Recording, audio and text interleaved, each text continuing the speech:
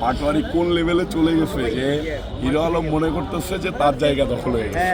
ঠিক আছে, আপনারা প্লিজ, আমি সাংবাদিকদের মাধ্যমে আপনাদের কাছে রিকোয়েস্ট করব, ছেলেটাকে প্লিজ হিরো আলম বানায়েন না। একটা ভালো ছেলে, হয়তো হাইপে থাকতে চায় একটু, মানে আপনার ওই একটু সিনিয়রদেরকে নিয়ে আজে বাজে কথাবার্তা বলে নিজেদেরকে হাইলাইটস করতে চাই, পরিচিতি পাইতে চাই, সেটার জন্য মানুষ আবার তাকে বেয়াদব হিসেবে আখ্যায়িত করছে। কিন্তু একটা পর্যায়ে ঠিক হয়ে যাবে।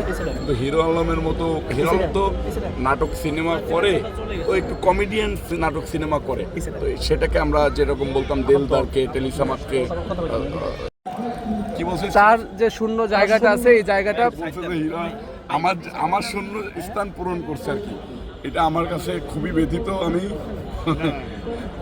মানে আমার এটা নিয়ে বলার ভাষা নাই, যে জোকার বলতাম আর কি।